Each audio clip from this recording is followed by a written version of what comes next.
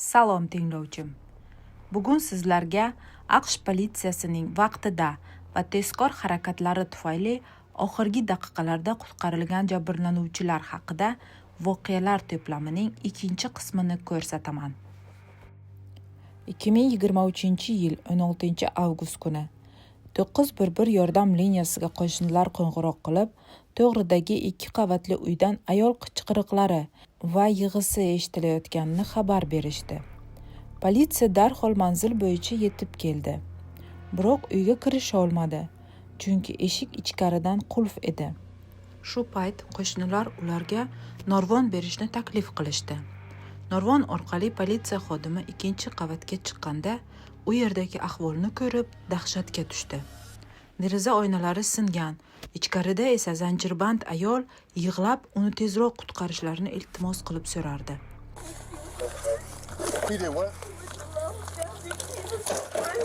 Is he Hispanic? Yeah, but please, he's got all this. Where's the Sorry, kid? sir. I know he's got it on his feet. And he's got it on his But there's no one else in here, right? No, you can just...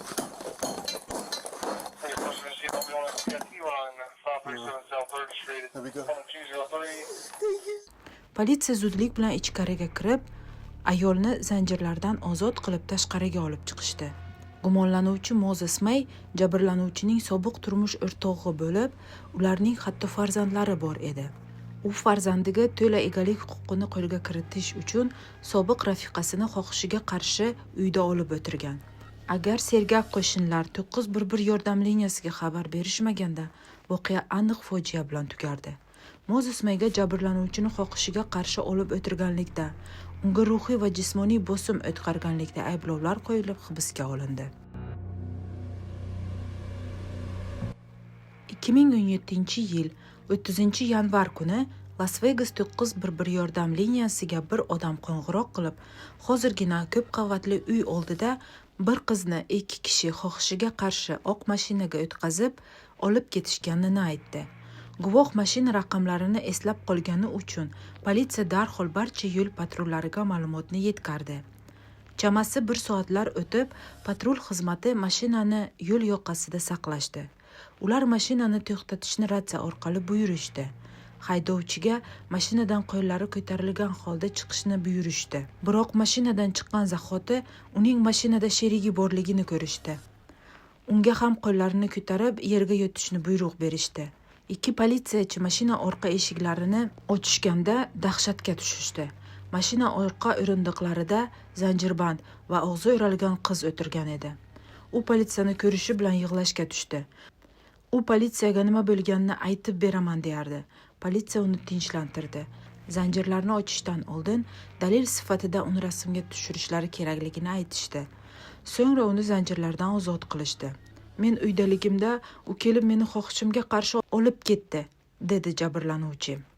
Politsiya sen bu odamni taniysanmi deb so'raganda, u ha, bu mening oldingi yigitim, biroq biz 6 oy oldin ajrashganmiz dedi. Gumonlanuvchi Jack Morgan va uning sherigi Sarah Brown jabrlanuvchini shu 6 oy davomida kuzatishgan. Politsiya ikkalasini ham patrul mashinalariga o'tkazishib, so'rov uchun mahkamaga olib ketishayotganda esa Jack Morgan o'zining yaxshi ko'rgan musiqasini xirgoyi qilib ketdi. Bundan bilish kerakki, gumondor qilgan ishidan umuman pushaymon emas, aksincha, u aqlan sog'lomligi ham ikkilantirib qo'yadi.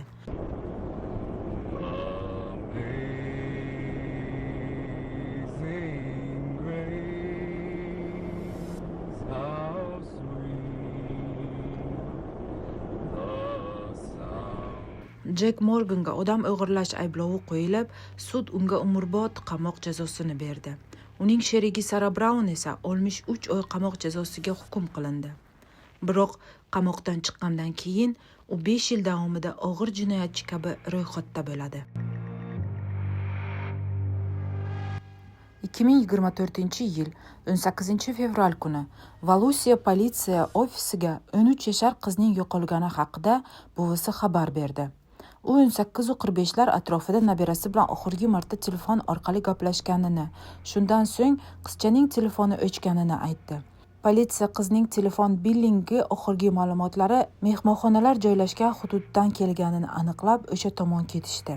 Politsiya qizning dugonasidan ular maktabdan qaytishayotganda ularning oldiga bir erkak kelib, o'zini Taylor deb tanishtirib, unga shu yaqin atrofdagi restoranni ko'rsatishni iltimos qilganini aytib berdi.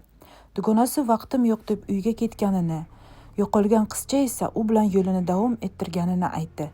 Politsiya uchun bu ma'lumot katta yordam berdi. Ular tezda mehmonxonalarga birin-ketin kirib, Taylor degan odam xona olgani haqida ma'lumot izlashni boshladi.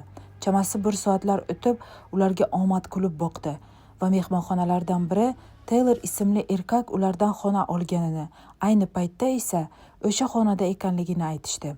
Politsiya gumonlanuvchini qo'rqitmaslik uchun unga mehmonxona xizmatkoriman, eshikni oching deya eshikni taqillatishdi. Eshikni ochgan Taylor ularni ko'rib shokka tushdi.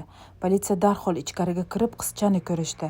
Qiz esa politsiyani ko'rib ularning oldiga "Meni qutqaringlar" deb yig'lab yugurib chiqdi. Taylor esa bo'lgan voqeadan shok holatga tushib, qimirlamay divanda o'tirardi. Afsuski, Taylor qizaloqqa nisbatan jirkanch ishini qilib bo'lgan edi.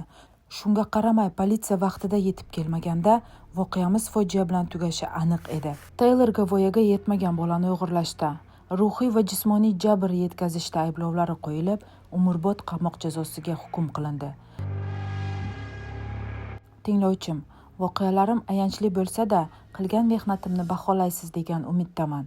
Biling, siz ayanchli voqealarga emas, balki qilgan mehnatimni baholagan bo'lasiz.